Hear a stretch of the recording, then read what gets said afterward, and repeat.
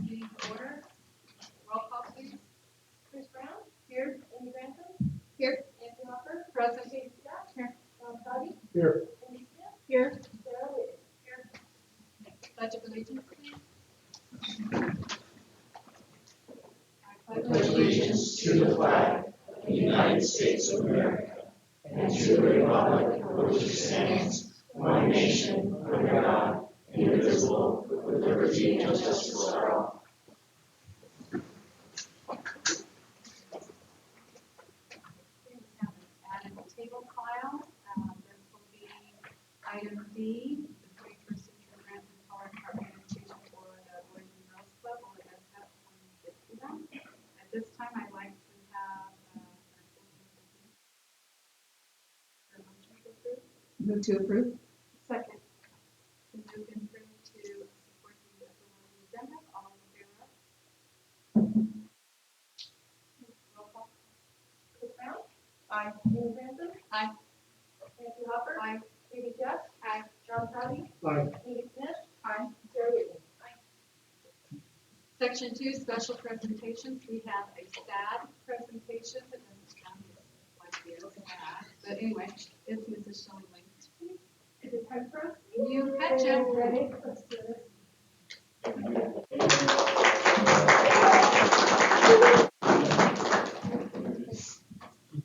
All right. We're good.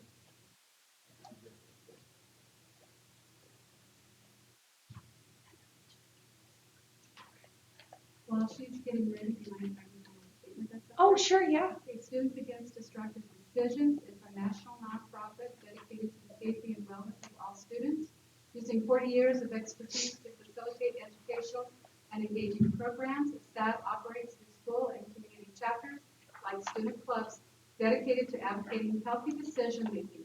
SAD was founded on the simple philosophy that young people, empowered to help each other, are the most effective force in prevention. Okay, thank you. All right, well, my name is Shelley Langford, and I've been a district employee for almost 25 years, and for about, I would say, over 20, I've been doing SAT. I started with Linda Frasco, and then when Linda transitioned from the middle school, I took over, and so it's a group, Students Against Destructive Decisions, and I'm going to let the students I brought today introduce themselves. Hi, I'm Tristan Nicholas. I'm an 8th grader on the Hawks team. Hi, I'm Henry Dolph. I'm a 7th grader on the Wolves team. Hi, I'm Jordan Strong. I'm a 6th grader in UCB. Hi, my name's Olivia Myers. I'm an 8th grader on the Hawks team. Okay, so now we're going to go to the next slide, and this slide, and Teresa's going to tell you a little bit about us. Who are we and what do we do? We are a group of 6th, 7th, and 8th graders. Our breakdown numbers is on the board. We are a group of students that work hard at that we We didn't have that. We didn't have the microphone. You're good. No, we're good. Just start. Keep going. Start with who we are. Who are we and what do we do? We are a group of 6th, 7th, and 8th graders. Our breakdown numbers is on the board. We are a student group that works hard to provide fun activities for our students and staff to participate in that bring us together and make us better people. We meet once or twice a week from 3 to 5 p.m. to 4:30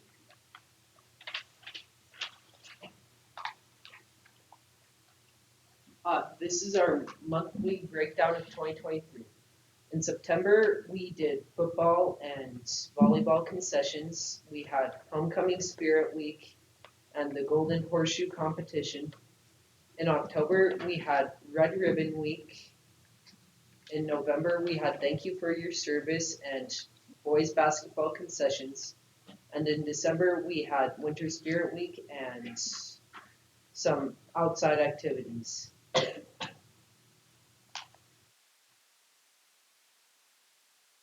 This is the monthly breakdown for 2024. So what we did in January, we did boys and girls wrestling tournament. And then we did girls basketball concession stand. And then we did Mix It Up Day. What's coming up in February, we did Kindness Spirit Week and activities during recess. And then we had the Shine Bright Dance, which is most kids' favorite. In March, we have the Spring Fever Spirit Week of activities. In April, we have the Fort Morgan Middle School Track Meet concession stands. In May, we have Mix It Up Day, Cool Cold Friday, 8th grade continuation dance, and Cold Spirit Week.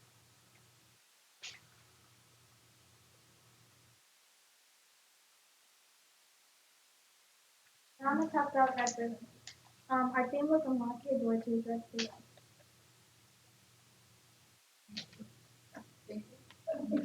Ways that kids participated in Red Ribbon Week was that we did spirit themed days, lunch recess activities, and quilt coloring contests. We also did a power activity, which was about fairy trick celebrating. For this, we had read an article and watched 2 videos. Then we went over the signs of victim addiction. We then posted a booklet for the 6th, 7th, and 8th graders.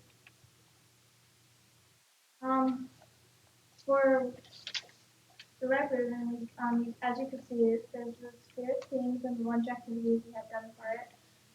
And then for the Golden Horseshoe, which the first time since being in the new building, that 6th grade team did not win. In fact, the Cougars 7th grade had won. It was a big deal. The 7th graders beat the 6th graders. Thank you for your service. We worked with the PBIS team to invite all our first responders to have Thanksgiving lunch at our school.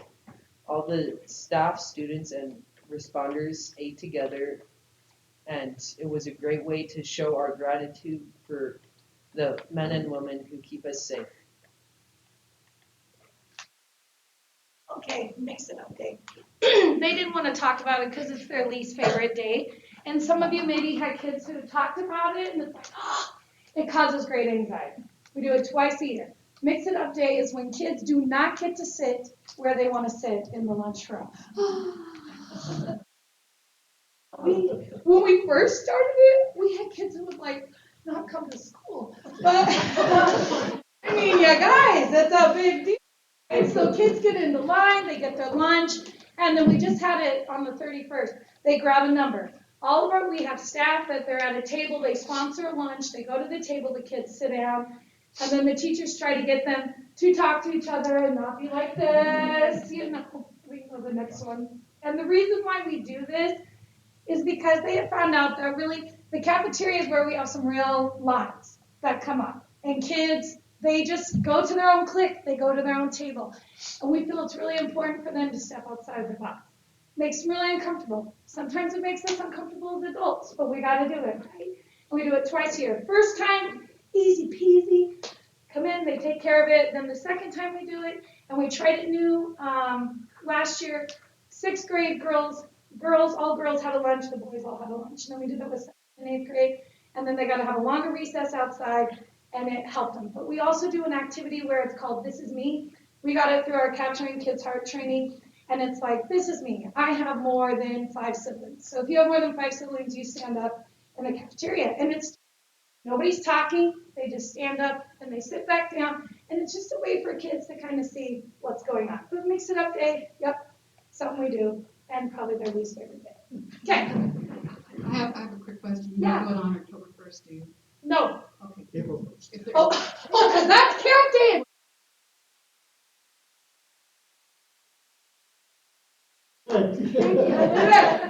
Yes, we did it January.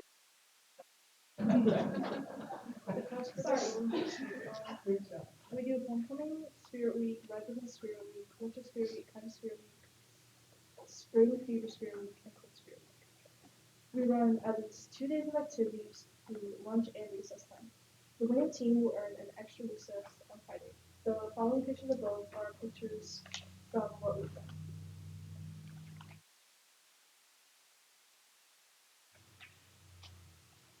Okay, now we're going to talk about concession stands. At first we did a training to get us ready and prepared for the actual thing. We go over how to work the popcorn and nachos machine, and then we go over how to do candy, drinks, and money. We have concessions for all the sports that we do. We sell candy and drinks and popcorn and all that stuff. And you sign up for a certain shift, and once you're done with that shift, you can have a free snack. So positive. Okay, so the Shine Bright Dance, it will be on Friday, February 23rd at the Fort Morgan Middle School gym. The time will be at 6:30 p.m. to 8:30 p.m. and the cost will be free, but the dance is for the Fort Morgan Middle School students only. How do you qualify for the Shine Bright Dance? You have good behavior by February 1st to February 23rd. No ISS or OSS. All detention served by February 22nd. Or any situation where you are told that you won't be able to attend the dance by an administrator. Okay. So the pictures you see are from the dance last year, and we had like a photo booth, and it would be in the gym, and I feel like a lot of kids have fun. Okay, what do we say? That's all. That's all. That's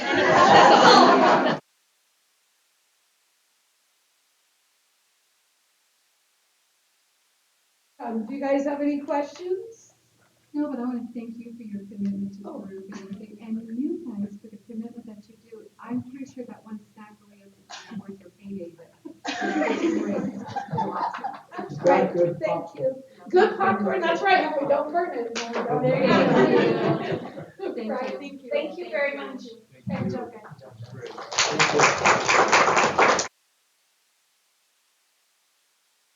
Next, we have 2B, the National School Counselor Week. School counselors of Fort Morgan School District are in week for a presentation, please.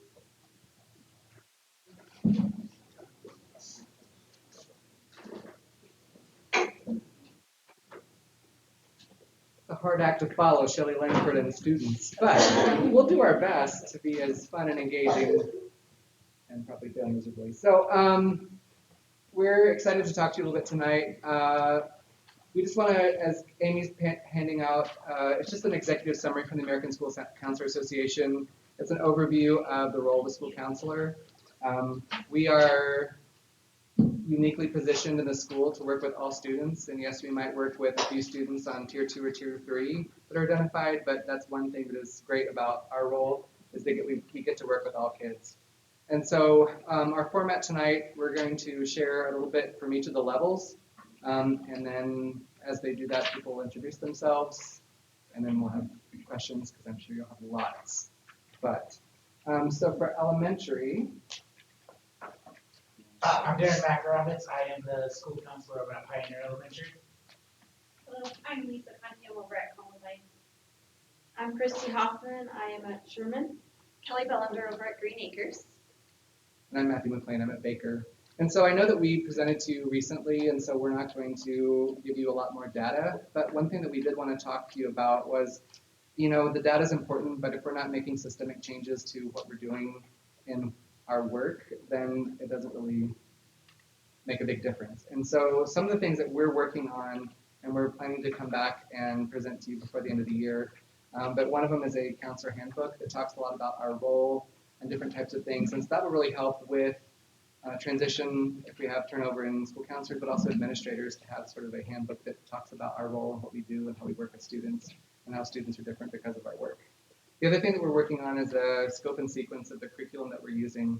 And so by month, we will have it broken down by the different focus that we have for mindsets and behaviors for student success from the American School Counselor Association, as well as different focus for social emotional learning, and it's also aligned to CASEL standards as well. So we're going to have all of that completed so that we have sort of this one spot that has all of our curriculum in there as well. Okay, we'll move on to middle school. Okay. I'm Audra Unrein. I'm Audra Unrein from the middle school, which I'm a little nervous because you just heard about me last week. So thank you, by the way. But I am over 6th grade this year. So what we do is we travel with the same students through middle school. So I will be with this cohort of students until they enter 9th grade, and then I will fall back and get 6th grade. We find that it's very valuable just because we get to know the kids and their needs, we build that relationship, and we hold a lot of information on those kids in the 3 years. We do try to meet with every kid on our caseload, check in with them at least once. But we do a lot of individual check-ins, we do groups. It seems like we're doing a lot of groups utilizing lunch, doing conflict resolution, friendship groups. Social is very important in the middle school, so we're constantly doing those. And then we just started a food pantry at the school about 2 months ago, and as word gets out, more and more kids are coming to utilize that. And it's just so nice that we can help kids, like the whole child, and help with their basic needs. And I'm Jose Joey Cardona, and I'm the 7th grade counselor.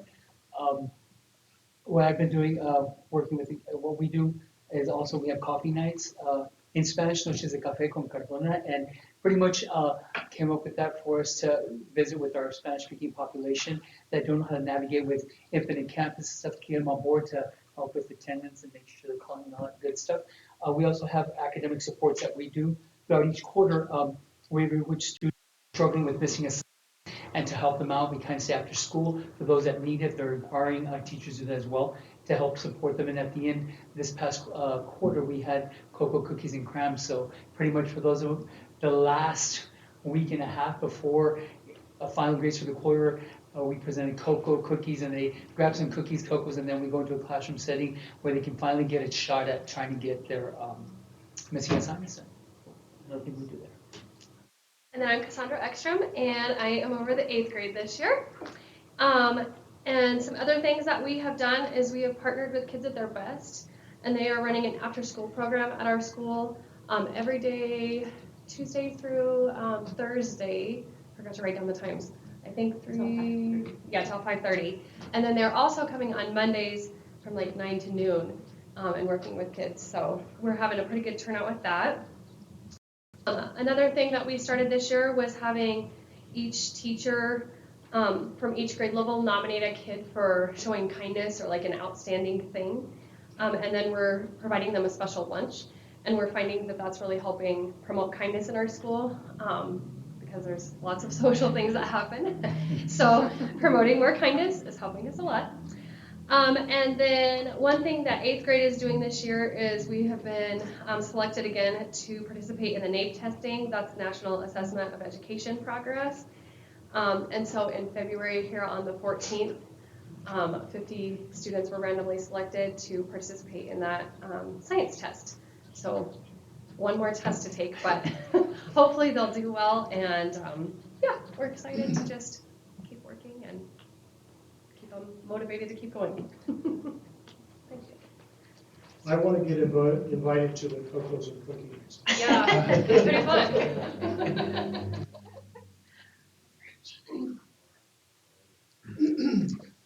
Hello, my name is Jacob Norris. I like to say this joke every time. This is my 14th year in the district, 12 as a student, 2nd as a professional. It's very nice to be here tonight. Thank you all for being here. What I'm going to talk about tonight is the FMHS Academic Action Plan. The purpose of this is to create collaborative goals with our students who just need a little bit of help. So our focus is the ABCs of school: attendance, behavior, and content. These seem to be the 3 things that either can promote a student or derail a student when it comes to their academics. This is a team effort. We meet with students, parents, guardians, counselors, and admin. The first level is meeting just with a counselor, admin, and a student. We create an action plan. This is a two-week process where we create collaborative goals towards academic achievement. Early warning conversations to help educate and reduce the opportunity for chances of academic decline. This is also teaching students how to become accountable and establish ownership of their academics. Our goal for this is for the skills our 9th and 10th graders establish through these action plans will be applied to their 11th and 12th grade academic experience. My apologies. The data from this in fall of 2023, 9th grade met with 10 students, 10th grade met with 13 students. We had a success rate of 73%. So far in the spring of 2024, our 9th grade students, we have increased to 38. First semester was a little tough. We understand. We're here to help get them back on track with things. Our 10th graders remained at 13. That is our focus group right now. If other students do appear, then we'll be happy to add them to that caseload as well. Our goal for our success rate is 75% or higher with these action steps. On the backside, this is an example of what one of these action plans look like. This student we met with today on the 5th, we will meet in 2 weeks with the student. Attached is a snapshot link. This is where we pull their academics, so their grades. We pull their attendance and any behavior concerns. We also use the early warning system that Infinite Campus provides to supply that data as well. Listed below, we have 3 different grade ideas. Please ignore the date on the third grade grades one, 1027 was a while ago. We're going to bump that up to February 5th, but it's all good. We also like to ask the students how they feel about education. This student said they last felt successful in 5th and 6th grade, and they feel that bus ride is where they relax most at the end of the day. Again, you can see that we have the administration signatures, counselor signatures, and then if we do need to get a parent involved, usually after that first meeting, if this plan did not go the way it needed to, we like to pull the parent in so that way they have an idea of what it is that's happening, and they can offer support as well. That's all I have. Thank you. So Tracy and I do not, I'm Amy Crowdy at the high school. I'm Tracy Reese. And we don't have the data that Jake does, but their data, and we also have Ryan Einsberg, who's with basketball tonight, so he doesn't need to be this, but he is a great part of our team. And so the data that Jake and Ryan put together do help Tracy and I, because we have the 11th and 12th grade students, and so we will utilize that data as they get older. A couple other things that we're doing in our department is we had just started Teen Mental Health First Aid in the health classes. That is a program we really love because we are giving those first aid skills to all of our kids in health class. And so it's a pre-def curriculum by the National Council. We really love delivering that curriculum. So that's 6 sessions over 3 weeks. We also have a food pantry that continues to grow. We just got a refrigerator. We've been doing the dry foods for a while. And then recently we got a Brianna's Closet. And so this was a project that was brought to us by Gail Davies. She was working with Brianna's mom. Oh my goodness, she works for the Workforce Center. I don't remember her name, but she, her daughter had passed away, and this was always her vision to have a closet where students could bring clothes and receive clothes. And so that's been increasing. And so we have a lot of teenagers who come down. Leadership in Action comes down and stocks the pantry, and our secretary, Vencia, is amazing at just keeping it all coordinated. So lots of stuff that's going on. She made a great push when it got really cold just to get blankets and socks, and made an announcement so kids could come down and get blankets and hats and gloves and socks if they needed them when it was going to get really, really cold. So that was really awesome. And we do have kids who take advantage of it, which is great. And the other thing that we're doing is first semester, Ryan and Jake met with their 9th graders, Amy and I met with our seniors. And then second semester, we'll meet with each of the sophomores and the juniors to help get them ready and prepared with their schedules and everything for next year. So just meeting with all of them. Hi, my name is Zoe Soares, and this is my 3rd year as a school counselor at Lincoln High School. And something I wanted to share is I took over goal setting last year and have continued it through this year. And basically what that means is our students create SMART academic goals, semester goals for when they plan on completing their courses and earning their credits towards graduation. After the first initial goal setting at the beginning of the semester, students not only set their goals, but they look at potential roadblocks, like what could potentially get in their way, and then also like some potential supports to help them be successful. And then also like why are these goals important to them and their future. And then there's like a check-in kind of like in the middle of the semester, kind of see where they're at. Are they reaching the goal? Are they almost there? What's getting in their way and how we can best support them. And lastly, they reflect on what worked that year and what did not, and kind of preparing for the next academic year. And when I was looking at the data today, I was very surprised. So Lincoln High School has shown steady improvement with this measure the past 2 years, with 59.89% of credits attempted were earned in 2022, and 63.7% were earned in 2023, which I felt was a huge success. So thank you. That's just what I wanted to share. So you'll hear about the supports that we are providing to students, and so we're not just dealing with kids that are crying, but we're providing different supports for kids academically, but also social emotionally, and then that focus on career as well. So thanks for allowing us to. Nancy has questions or comments. I'm going to ask, Mr. Norris, when you're doing these contracts or whatever, Yes. first of all, how are you identifying the students? And is this your form of MTS and RTI? So the way that we identify our students is through multiple different ways. We have what we call our freshman and sophomore academy. These are academies we meet with once a week. For our sophomores, it's about once a month.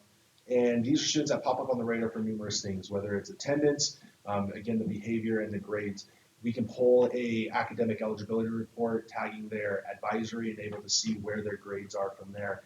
And we highlight students who are at that point where they need saved. And then we're also recognizing students who, at the beginning of the semester, they were right on track, but then they slowly started to decline, and that's where we try to intervene in that point of things. So it could be teacher reference, it could be something that we've been seeing on our end of things, meeting with students, and then also it could be parents. Parents can reach out to us and be like, hey, we need a little bit of help, we're not sure what's going on at school, call that student in. This is an accountability piece that the student has. They get a copy of this, something they can look at every day to remind them of where they're at. As far as the MTSS process, it can be looked at as a variety of different ways. I think the biggest thing with this is essentially it could be in the fact that we're able to not only share this data with the parents and the students, but also share it with the teachers. It's a collaborative effort. So that way, say if a student is going, they need help in Colin Waugh's world geography class, and we bring this up at Freshman Academy. Jacob Lund, one of the freshman math teachers, can remind the student, be like, hey, did you have a chance to get that world map done by chance? I know that's something that's really going to help your world geography grade. Again, that collaborative piece of the student knowing that there's not just one group of professionals trying to help them. It's a whole collective effort type of thing. So it can be yes and no. I mean, I wouldn't say it's something formal, but it's something that we try to help with our students as much as we can. Okay, and this is done as well, not only at the grade level that you're addressing, but all grade levels? Right now, it's the 9th and 10th grade. Our hope is that we can instill these skills to where they get implemented into their 11th and 12th grade years. So that way, it's the power of 5 concept. You become the average of the 5 you associate yourself with. So hopefully, these skills are spreading within the classroom to help students in that academic achievement. And I guess I asked because we have, I think our mobility rate is about 40-45%, so that means we're going to have kids moving in, maybe in the 11th or 12th grade, that may not have had this opportunity. So I guess what I'm saying is we are tracking, even though they're not 9th and 10th graders, I would hope that same process is in play for the whole school. And I think across the board, this is the vision that we have for our students. This is just a process that we have with our 9th and 10th grade, but it's the same rules, same process we follow in our office and throughout our administration building. Thank you.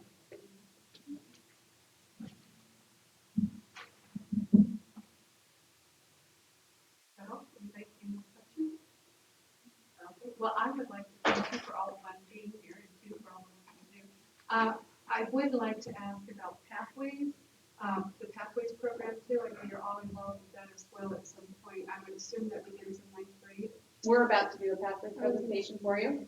Well, I know that's Mr. Anderson, but I know that you meet with kids as well, correct? Yeah, and that's, we'll when we come up, we'll do all that. Okay, that's information. Okay, thank you. Thank you for being here and thank you for all you do.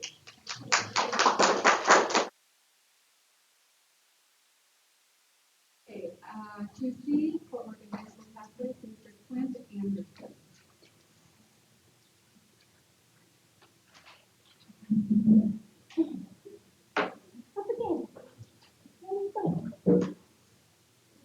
Good evening. Thank you all for having us up here. Hi, my name is Clint Anderson, principal, Fort Morgan High School. I did ask the sorry, I'm like covering all of Really, where are you? Yeah. The you didn't want counselors. to be left alone. Yeah. So the counselors are also going to be up here, kind of help share in this, as far as sharing information as far as our graduation pathways. So Ben, if you'll click over to the next slide. All right, so pathways, how did we get here? So back in September of 2021, the Board of Education approved a model of, instead of having one set regulation as far as graduation requirements, we broke it into kind of 3 different parts. We have a foundational part, and then we have 3 different kind of career now, career options, and then like a career plus model for different things that we think students are pursuing after high school. So it kind of gives them a little bit of flexibility as far as taking the ownership of their education. And so with that, we have the Career Now, which is intended for students that are planning to go straight into the workforce. We have Career Options, which students are intended they could go straight into the workforce. They could go get a 2-year degree, they could go get some certificates, or they could potentially go into a 4-year school as well. Career Plus is going to be those students that are, are going to be those students that are going into like a 4-year degree or some kind of more rigorous academic workload as far as going into a 4-year college. So these are all foundational credits. So as you can see, they are going to be, all these are required. So you have your 6 English credits, 4 math credits, 4 social studies, and then 4 science, 5 social studies, in which American government is required. Then they'll have the electives, and then they'll each have 3 PE, 2 fine arts or practical arts, and then a financial literacy, and then 1 health credit. All students, if they enroll in Fort Morgan High School, have to meet those requirements. And the flexibility kind of comes into whenever they get into what they just want to do, kind of that junior, senior year. So next slide, please. So now you can kind of see that all the foundation, every student will start out here, and they'll make sure that they take all these, and then they have flexibility to kind of choose if they want to start going into Career Options, the Career Plus, and then they can kind of bounce between the Career Options, Career Plus, and then Career Now. I would say the graduation requirements, before we changed them, they were very similar to like the Career Options pathway, in which majority of our students are on. So I'll let Jake talk a little bit about the 8th graders and how they're presenting this to students. Yes, you're done with me. All right, so the process for our 8th grade students. Our 8th grade students will be receiving a lesson on pathways prior to their 8th grade visit on March 20th. The purpose of this is that way they have an idea when they come to the high school of what is it that I want to do. All right, the idea of college, scary. We understand that. But if we can help these students understand, hey, if you can take the classes that you need now, not only are you going to have the flexibility when you become a junior and senior to take classes that you want to do, but the opportunity for them to broaden their aspect of what they want to do after high school is exponential. So what we do is when they come over for our 8th grade visit, we as a staff, as well as a presentation at the middle school, they will learn about the idea of pathways, what pathway might work for them the best. And then when they come to the high school, during our tours and stuff, our students are talking to them. Our student ambassadors are our sophomores, juniors, and seniors who are giving these tours. They'll talk about that as well. Hey, I'm on this pathway. I'm choosing it because this works well for me. I was really interested in this, things like that. That night when we have our 8th grade parent night held in our main gymnasium, we will have a handout for our parents and students to understand if they have any more questions, they can come up and have a conversation with us. We can get them on the right pathway of what makes sense for them. And then when we, as a counseling staff, we will meet with all of our 8th grade students at the high school following their visit and really dive deep into why is it important that you pick the pathway you're on. For example, say a student wants to be on the Career Plus pathway. The big difference between, I shouldn't say big difference, but one of the things that's different between the options and the plus, 4 language arts credits. When I was in school, 4 world language credits. When I was in high school, no matter what, you had to take a world language. It did not matter. I know 0 Spanish now. I wish I would have taken it more seriously, but in that opportunity for students who want to take those world language credits, that is part of the plus pathway. That is a requirement in order to graduate, unlike it is in the options pathway. For students who are like, you know what, I'm not really needing the world language piece, they can focus on classes that they are interested in, things like that. But it's important for them to know as a freshman, because you want to be taking Spanish 1 as a freshman with freshmen, you want to take it your sophomore year with freshmen, or do you want to wait till your junior year and take it with freshmen? So we give them as many opportunities to understand the purpose of the pathways, as well as what's going to work best for them in the future. You're not the only one that meets with all the 8th graders. I mean, you may be the one that goes over to the middle school, or you guys as a team. So all 4 counselors go over. That's an awful lot for you. No.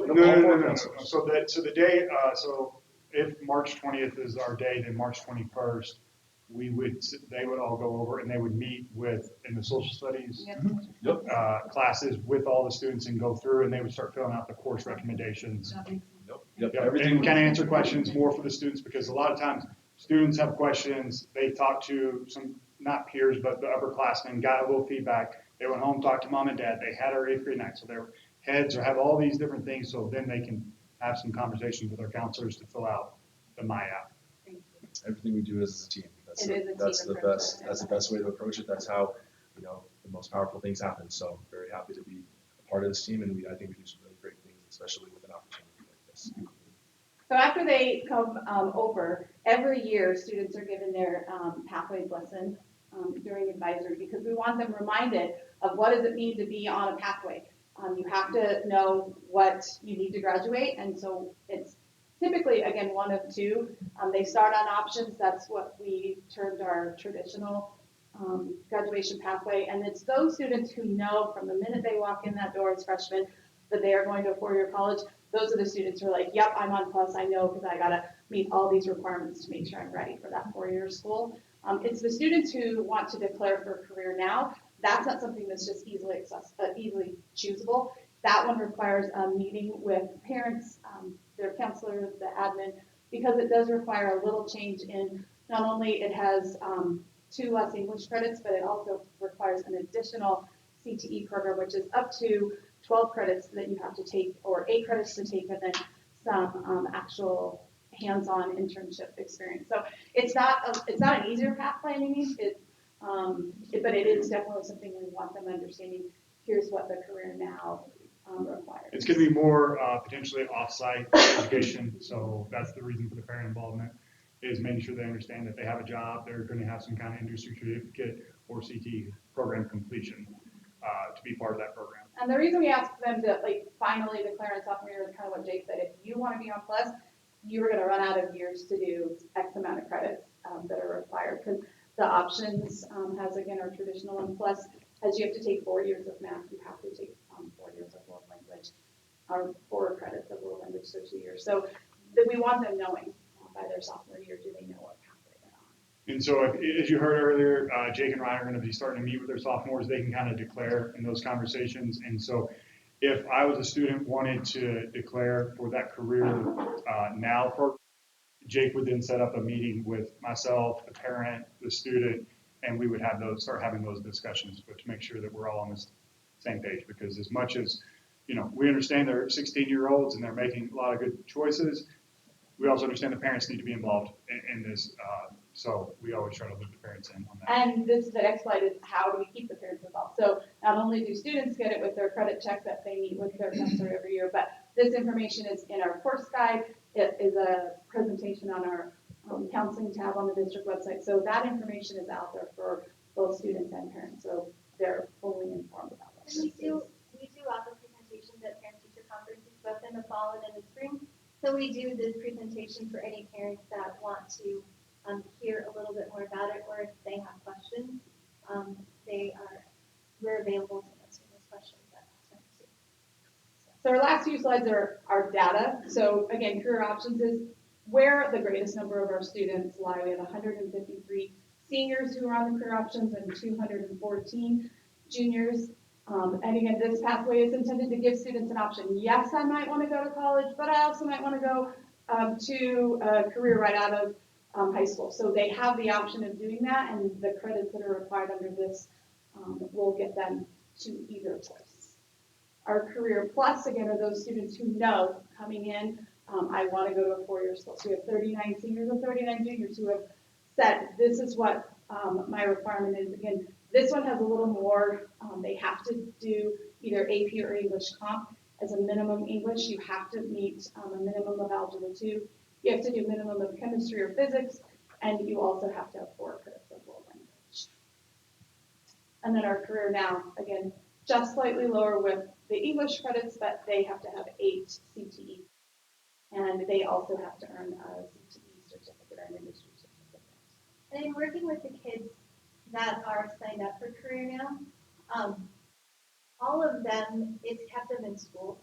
They've been able to take those MCC classes, work as they need to, and as we build their program, they don't have to have those 8 credits of English, but as we work through their CTE program and that associate's degree at MCC, we try and pull in the English credits that would allow them to have that done, and any math credits and any other of those core pieces so that they can work on their associate's degree. So when they leave, yes, they have that CTE certificate in welding or auto tech or multimedia, whatever they're working on, but also they have a step up toward their associate's degree if that's the path that they choose to take. So they're still getting those core pieces, but they are getting them for that associate's degree. Perfect.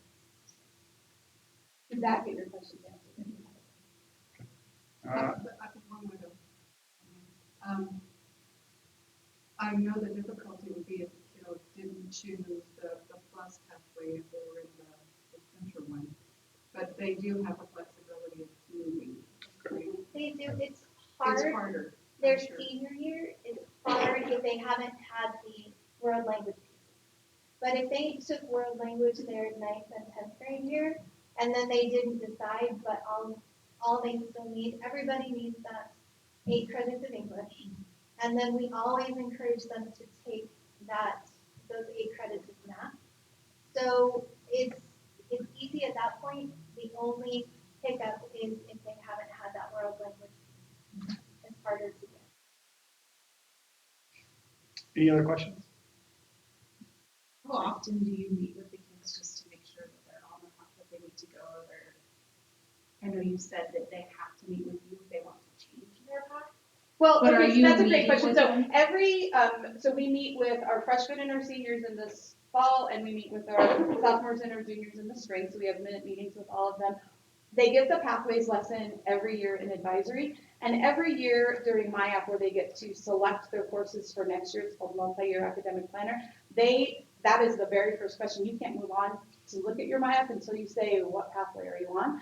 And so they see, oh yeah, I'm on options, or oh, I'm on plus. And when they go into their Infinite Campus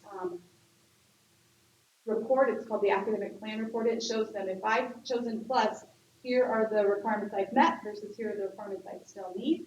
And so they look at that during advisory as well. So they know depending on what pathway I'm on, I have either all greens or I have a few lines that are red because I still have credits to meet. So they are looking at that. And then when we meet with them, we go over that and we say, okay, here's where you're at with regard to each of those pathways.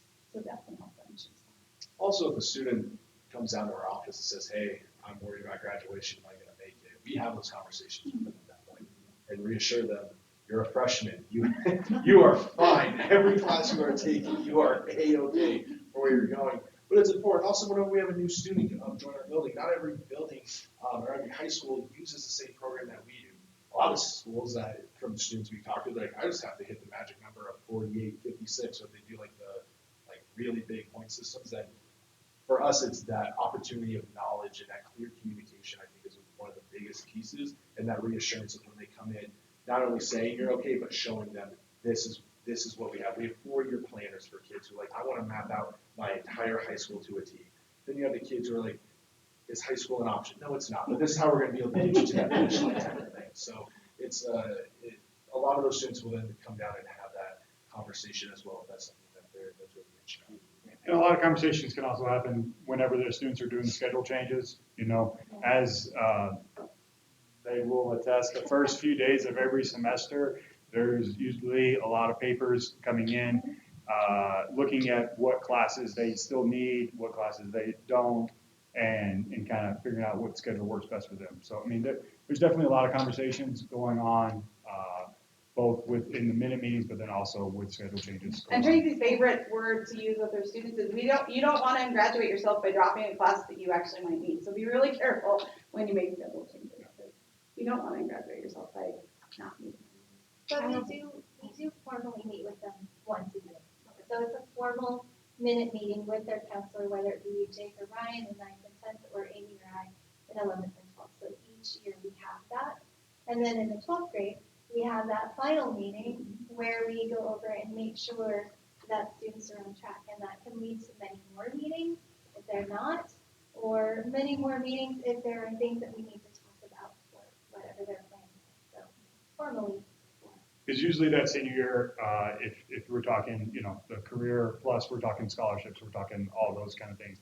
And for some kids, it's that conversation of how do we get you to graduate? what are steps do we need? You gotta have X, Y, and Z in order to graduate. We had a parent meeting today where we sat down and laid out, this is the plan, this is your plan to graduate, you have to check all these boxes in order to graduate. If not, then we'll be having another meeting in April to figure out another plan or potentially Meet by talking back about, next talking year about the or- 5th year and things that aren't fun, but we have to do. Parent communication, is it only at council, like at the counseling sessions that you present this to parents? Or are you sending anything else out? It's always in our course registration guide, and we have, as Tracy said, we have at parent-teacher conferences, we present this pathways presentation for any parent who would like to come and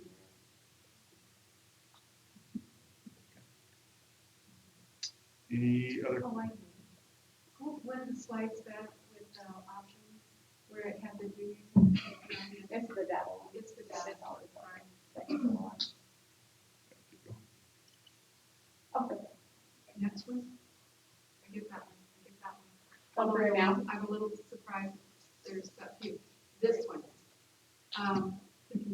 So do you have more kids as freshmen and sophomores? I think this will be growing in popularity. Okay, that's what I was gonna ask. This is the first year. I mean, The first year's these required. seniors Yeah, will be the these seniors first, are the first year the that- first graduating class with with this pathways. option. I think this could grow. I mean, you can see it grew from 1 to 3. I think once, the more students get familiar with, yeah, I think as an option. Because I do think our CTE programs are very popular with MCC.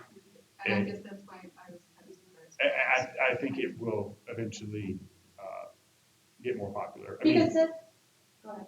I was just gonna say, so part of this though that changes it and kind of limits, because when I talk with kids, I want them to keep their options open. Sure. So I would want them to take that 4th year of English, because that then opens that door to whatever they choose to do. If this is truly their path and this keeps them in school, which is what it has done for the kids that I've worked with that are on this path, they know, and that's one of the things that we talk with parents about, that by doing this, you are changing graduation requirements, which could limit where you might want to go. So if you change your mind, halfway through your senior year, we have to figure out how to get you those English credits to get those 4 years that most schools want. I just thought we might, based on our population of students and the amount of Absolutely. students that we have working, that are working at night, that are coming to school late, my comment is referring to, I just thought we might have higher numbers there, because that was a plan, being on the board at the time this was implemented. I just kind of thought that we would have had more. Because these are the students who would typically just drop out. Sure. And so that's why we said there's got to be a way to be able to allow them to still get credits and still graduate. And that's it. So you feel the options contain a lot of everybody then? Yeah, and please understand, there's a big difference in our class sizes right now. Our senior class is about 186, and then our junior class is about 240, 250. So, I mean, there is a substantial difference, and this senior class has always been one of the smaller ones. One thing is also is every student, when they open up their multi-year academic plan, they start on that options pathway. While we have conversations with those students, those one-on-ones, most students, I shouldn't say most, there are students who see it and they're like, sounds good. Like, there's not necessarily that conversation of like, well, what if I want to go to Plus? We try to explore all those options. For some students, their whole thing is, I want to be in high school, I want to get my diploma, I want to go to the next step. And so by having everyone start on that options pathway, that's where you see that, ideally, that large chunk of students at that. But I do feel it will grow as we have more kids experience, what career now really is, and what doors that will open for them too.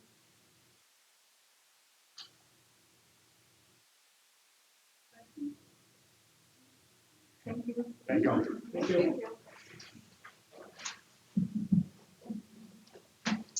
Okay, 3A, public comments. Do we have anyone in the audience that would like to address the board? Always shaking your head. Okay. All right, moving on to reports. 4A, Fort Morgan High School Student Representative. Hello. I know we just met last week, so I'll be talking a lot more about what's to come this month. But first I'll start with Career Day. I think Career Day was super, super successful. There were so many amazing people there, and just got to hear from so many amazing speakers. I had the opportunity to sit in a couple events. I did have my interview, so I had to leave early. But it was just great to kind of consider some careers that I hadn't even thought about, and I think they did such a very, very nice job. And then moving on to this week, senior night for basketball is on Thursday, so coming up really sad. This weekend is regional wrestling, and then next weekend will be state wrestling. Parent-teacher conferences are next Monday, and as the counseling office said, they will be doing a lot of presentations there, so they do mini sessions. There's things from scholarships to becoming a senior for those upcoming seniors, CTU courses, different pathways, MCC classes, so they're really going to be promoting that to all the parents there. And again, Counselor Appreciation Week, so that's really exciting. We want to thank all our counselors because they really do an amazing job within our school. Choir's doing Singing Valentine's on Valentine's Day, which is always super fun. When somebody purchases a Singing Valentine, they'll do it for the person's class. They get a little candy, and then all throughout the day, you just get to hear a bunch of songs. And it's amazing. I love it. And then the last thing I have is that the LULAC, League of United Latin American Citizens dance is on the 24th, and that's always a really fun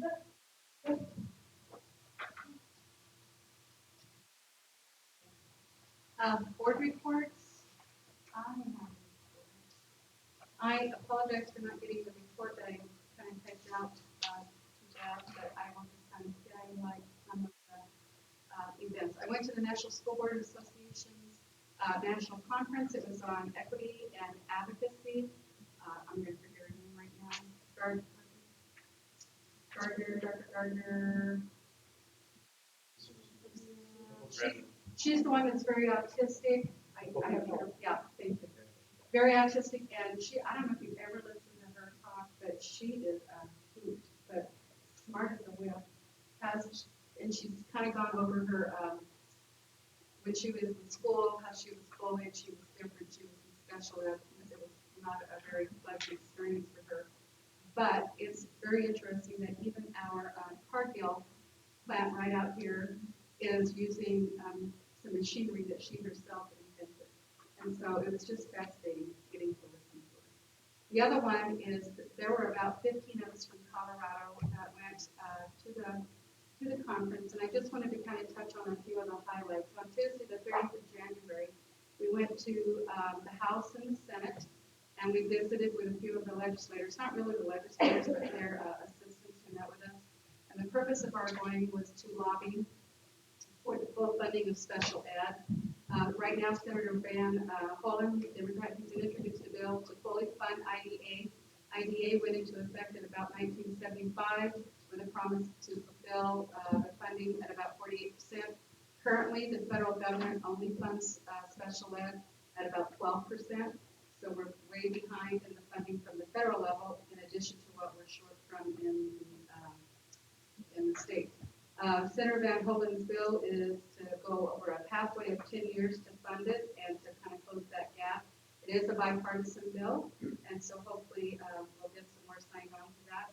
Also, Title I, which is also the government that's committed to since 1965, they have a $25 billion shortfall in their funding. So over the last 50 to 60 years, we have about 50,000 or a little over of shortfall of funding in Title I and special ed, and that is the direct impact that we have on our budgets in the local level, because if we're not getting those funding from the state and federal level, we're having to pick that up from our general budget in order to take those payouts. And also, I was told too that Title II money has been closed out, so I'm not quite sure what all that entails. Yeah. Alex Cotran, he is the CEO of AI Education Project called AIEDU. He gave a presentation on the impact of artificial intelligence. He stated that 50% or more of what we see in social media is not real. It's fact. It's not factual. It's fake. And he indicated how that social media can kind of pick up your ideas of what you think, and those are the feeds that they feed you to correspond with the way you think. But if somebody else thinks differently, you get the different information. And so how it's really manipulating society right now. He did identify a program called DIPIT, which is free for teachers, and he indicated that a teacher, the way I understood it, could put in a topic and grade level and so forth, and it would create a lesson plan, and they could also have it differentiate for those kids that need enrichment as well as those kids that need some remedial work. We went to a presentation on school district and social media litigation by the law firm of Keller and Warback. This lawsuit originated out in Seattle, but it's a lawsuit against Meta, the largest social media magnate, claiming the detrimental harm that it's creating on our students in the school system. Districts have been asked to join. When the Jules lawsuit occurred, the Attorney General was not supportive of districts joining in that one, but he has said that this might not be a bad one to join. What the case does is if it moves forward and goes to court and the ruling is in favor of the individuals bringing the action against the social media Meta, the proceeds would go to only those districts who joined the lawsuit, and those resources would be help fund programs for those kids that might be suffering with some mental illness or issues that are coming up from the social media. One of the things I thought was very interesting, he said, if you don't have to pay for the product, you are the product. So when you're on those social media accounts that are all free, and the information, as again, they read you and you're kind of what you like to do, you're the product, they just happen into what you like, and so forth. So it was kind of interesting. He said the reason they're really doing this is not to go away with social media, but states that children's brains are not developed like the adult brain. I'll leave it there. And acknowledges that we all receive unsolicited information, much of which can be extremely harmful to children, and what they're wanting to do is to put parameters and guidelines on the usage of social media to protect the students. We've seen, and a lot of the bigger districts are on this because of the impact of suicide rates and so forth. And he did go over the suicide charts and the increase since social media has been around and so forth. So it was a very interesting breakout. Also attended a breakout session called Champions for Change in Challenging Times by Stacey Bernal. She is making reference to equal opportunity and inclusion programs in Utah. And I thought this was very interesting for me to report because I know we visited Utah when we wanted to go into the dual language program, and we've implemented that along with some of those visits. But the legislation in Utah is doing away with all dual language programs and eliminating all of that in light of going against the DEI. They're indicating that that's under a DEI, diversity, equity, and inclusion, and so they're doing it in the dual language. So that was something that I thought was really kind of hurtful, and also not acknowledging neurodiversity, which is a new term more or less for ADHD and those comorbidity disabilities that can be kind of with that. That's my report. Thank you. We'll move on. Mr. Sanders.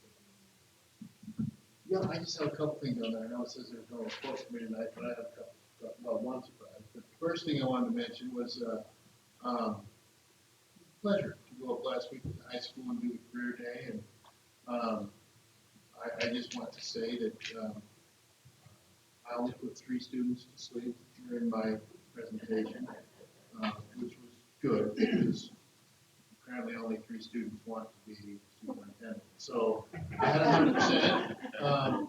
No, actually, it was really fun. We had a good time with the kids. They were very engaged and wanted to learn about what a superintendent do. So it was a lot of fun. And I want to thank the high school for doing it and inviting me to come be a part of it. So the other thing is, I know last week we mentioned that our own Kenya Hanson Guzman was a finalist for the Coke Scholarship. But I was just told tonight that she's also a finalist for the Betcher Scholarship.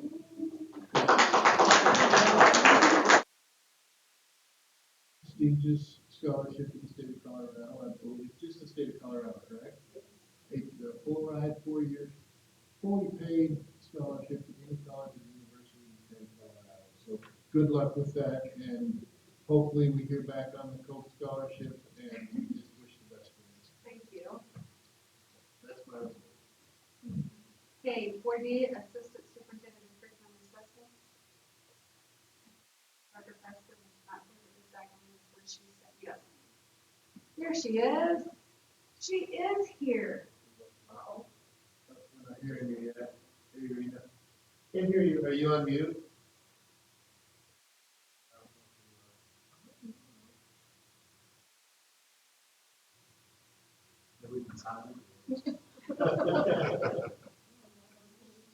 Technology is great when it's great, but it's not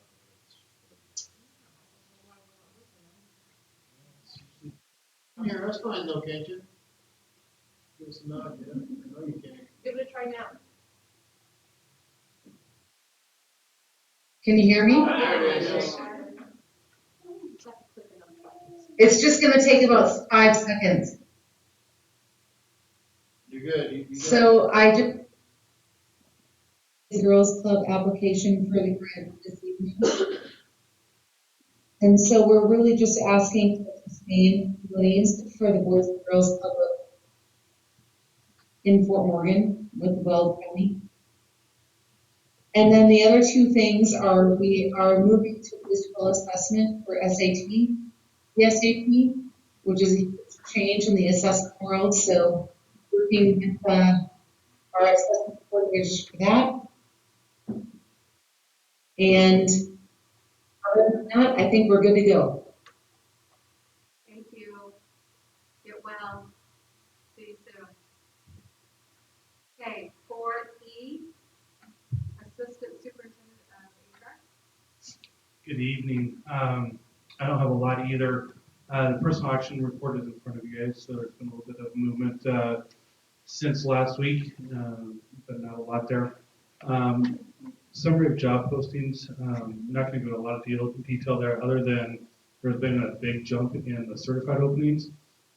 We jumped from, I believe it was like 5 last week to 17, and that's all related to the critical shortage and the fact that we have to repost those every year. And so those all were posted on the 30th. The majority of those folks have already submitted requests to be considered for the most part. So that's why there's a big jump there, and I would assume that we'll see principals start to recommend hires on those. The rest of them have held pretty steady as far as the openings go. The other thing that's not on my agenda, but is in front of you guys tonight, part of our work with the audit that I've done in our department, we've identified our contracts, maybe need some work on them. They were maybe redlined by our lawyer, or board lawyer a few years ago, but never ended up into our policy.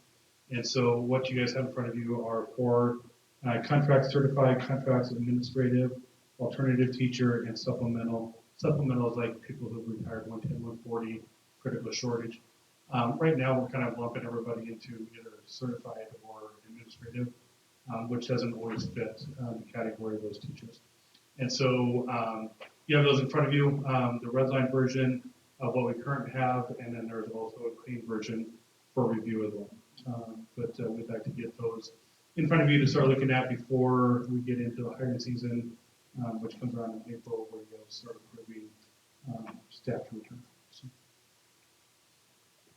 Thank you. And I know Tony's not here, so I'm assuming. Yeah, that should go around. Okay, moving on to 5A, the Fort Morgan High School Registration Guide for 24-25.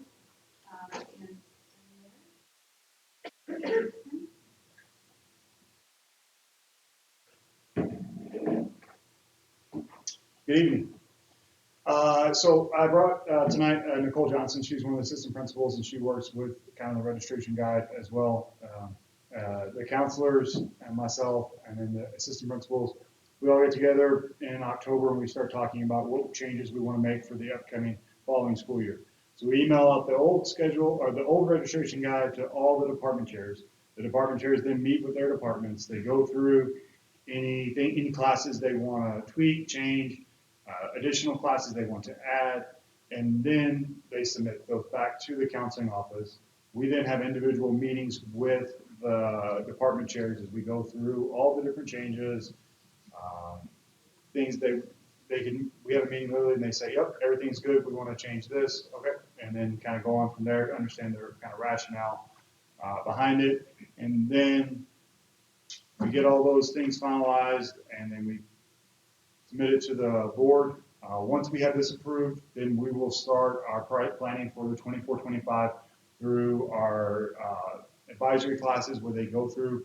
Teachers will talk to students about an advisory lesson about these are the classes, these are the requirements, and then they will do a 4-year plan or their MyApp, the upcoming school year, making recommendations, and then we will start developing class schedules in late April, early May, depending on time, to develop our master schedule for the 24-25 school year.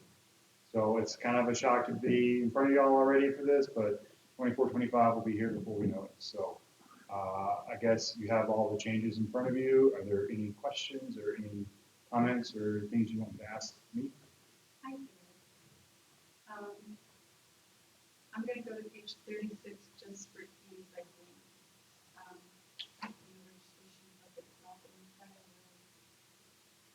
When I look at that, and it's on several pages,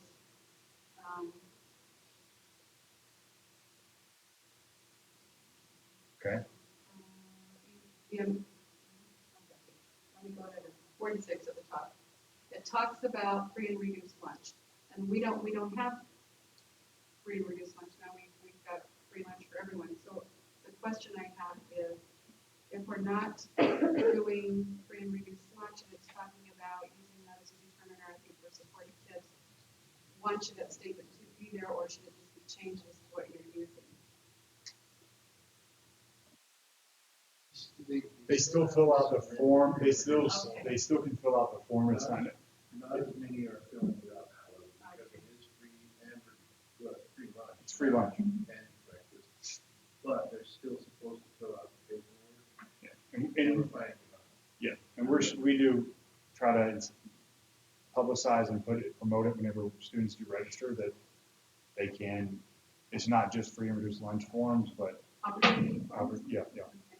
So yes, but I think if y'all want us to take it out, we could definitely. No, I don't know if it needs to come out. I'm just wondering if maybe tweaking it. The wording in it, and I don't know if that would help more kids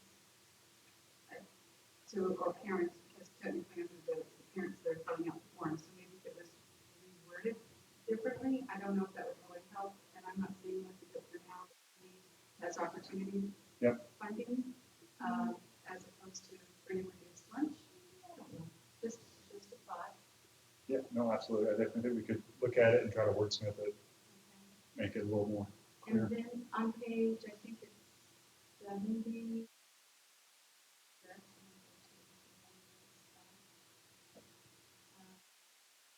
I have a question about the ELD students. So is there anyone with those families, I know the last time we checked, we've got about 20 languages. I'll wait till you get there, because I'm not there either. That's family consumer science on my. I read this on this paper. Yeah, 72 is ELD. Is it 72? Yeah. Isn't that a chart on 70? Well, in 72, there where it says this course is designed, I think fulfill is misspelled. Not a biggie. But I guess the question I have is how are we have so many different languages in the community. How are we working with parents who don't speak English and can't read this book? And I'm not saying publish this book in all those languages, but how are we supporting those families and understanding what's in this book and those pathways to Yes. Yes, and I think we do everything we can to try to get it in as many languages possible through the website. There is certain tools as far as translating through the website. I know we predominantly do a lot of English and Spanish translation, but I definitely know that there's more languages spoken. So, a lot of times we have the language line that we use to do different translations. We do currently have a translator that speaks Zacateco at Fort Morgan High School, and so I do think we are trying to get better. I mean, we're definitely not perfect, but I definitely see that we will keep trying to put it out there, but for the most part, yes, it is in English and Spanish. And that's part of, I acknowledge that, I encourage us that there will be avenues that we might be able to help those parents and those kids. And then I just wanted to comment on the African studies being added. I am so happy about that. I think that's awesome move to add that in there. An English teacher brought that up as a possible idea, and so we're gonna, obviously, if there's enough student interest in it, if 20 students sign up for it, then, you know, we would kind of populate that class and then, kind of see where it goes from there. Just kind of put it out there to our students, given our demographic and diversity. I think it could be a great opportunity for our students to take that class. Absolutely, that's kind of what I thought too.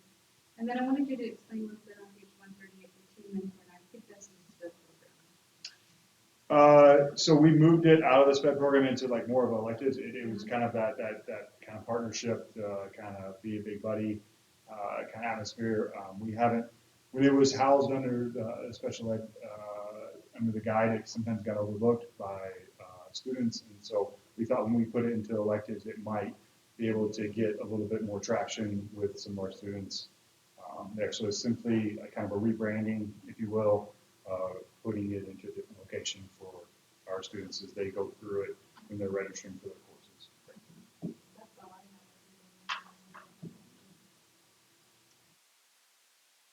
have. Thank you. All right, thank y'all. 5A, employment contracts, first reading.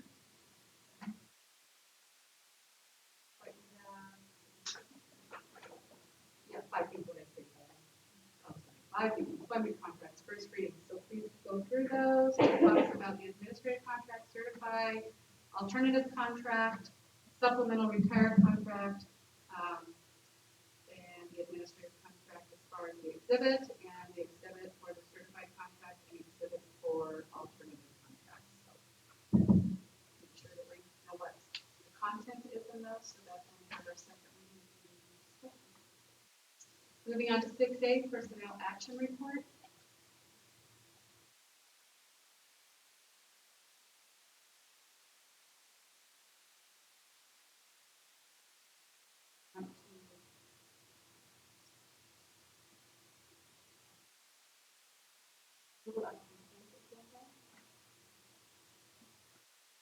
Or we need to go back to 6A. What is the pleasure of the board on the personnel action report? Move to approve. Move to approve. Is there a second? Second. Okay, all those in favor of roll call? Chris Brown? Aye. Amy Grantham? Aye. Nancy Hopper? Aye. Katie Jess? Aye. John Proudy? Aye. Cindy Smith? Aye. Sarah Whitman? Aye. Okay, and 6B, approval of consent agenda. Pleasure of the board. Move to approve. Second. Chris Brown? Aye. Amy Grantham? Aye. Nancy Hopper? Aye. Katie Jess? Aye. John Proudy? Aye. Cindy Smith? Aye. Sarah Whitman? 7A, the Fort Morgan High School registration guide for the 24-25 school year. Pleasure of the board. Move to approve. Second. Been moved and approved. Any discussion? Roll call, please. Chris Brown? Aye. Amy Grantham? Aye. Nancy Hopper? Aye. Katie Jess? Aye. John Proudy? Aye. Cindy Smith? Aye. Sarah Whitman? And 7B, donation from the University of Colorado for Pioneer Elementary School. Move to approve. Is there a second? Second. Okay, it's been moved and seconded to approve the donation from the University of Colorado. Roll call, please. Chris Brown? Aye. Amy Grantham? Aye. Nancy Hopper? Aye. Katie Jess? Aye. John Proudy? Aye. Cindy Smith? Sarah Whitman? Aye. 7C, donation from West Schwab Tire of a score table for the Fort Morgan High School. Pleasure of the board. Move to approve. Second. Roll call, please. Chris Brown? Aye. Amy Grantham? Aye. Nancy Hopper? Aye. Katie Jess? Aye. John Proudy? Aye. Cindy Smith? Aye. Sarah Whitman? And 7D, Dr. Brasco's action item, the added table file for the 21st century grant through the Colorado Department of Education for the boys and girls. Pleasure of the board. Move to approve. Second. Any discussion? Roll call, please. Chris Brown? Aye. Amy Grantham? Aye. Nancy Hopper? Aye. Katie Jess? Aye. John Carney. Aye. Cindy Smith. Aye. Sarah Whitney. Okay, 8A newsletters, we have a variety of newsletters from Baker, Green Acres, and Pioneer, as well as Columbine. I think there's 30 videos of these. And then advanced planning, 9A, the district will be closed in honor of President's Day on Monday, February 19th. And